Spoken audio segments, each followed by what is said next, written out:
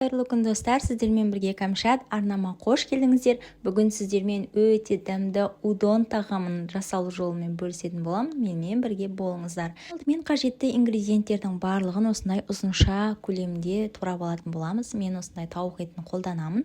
Қаласаңыз басқа да сиыр етін, қой етін де қолдана берсеңіздер болады. Осылай жақсылап қуырамыз және үстінен соевый соус, яғни соя тұздығын қосатын боламыз. Өте көп қосудың қажеті жоқ, дәл видеодағыдай қосып жақсылап араластырамыз. Соя тұздығының әсерінен осындай біздің тауықтарымыз қоңырқай түске енеді және үстінен жарты шеңбер түрінде турап алған пиязымызды қосып жақсылап қуырып араластырамыз. Және де жасыл, қызыл түсті мен болгар бұрышын қолдандым. Қалауыңызға қарай тәтті бұрышты да қолдана берсеңіздер болады. Барлығында осындай ұзынша көлемде турап алатын боламыз көкөністерімізді және де жақсылап араластырамыз. Ең соңында үккіштен өткізілген сәбізімізді қосып жақсылап араластырамыз және де татымына қарай тұзды қосамыз. Тұзды қатты көп қоспайсыздар, себебі соя тұздығы өзіндік ащы дәм береді.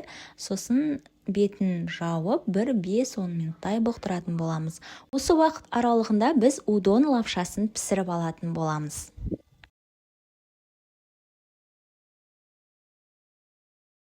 Үйімізге су құйып, суымыз қайнаған сәтте осындай удон лапшасын қолданамыз. Удон лапшасы кәдімгі спагеттиге қарағанда өзгешелігі бар, 4 бұрышты формасында жасалынады және де осындай ақ түсті болып келеді. Және де бұл лапша тез піседі, 5-7 минут арасында піседі.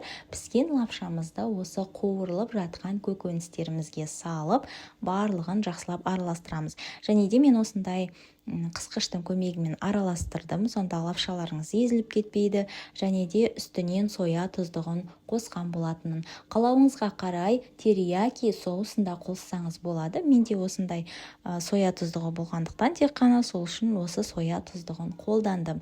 Нәтижесінде бізде лапшамызда қоңырқай түске еніп өте дәмді болып шығады.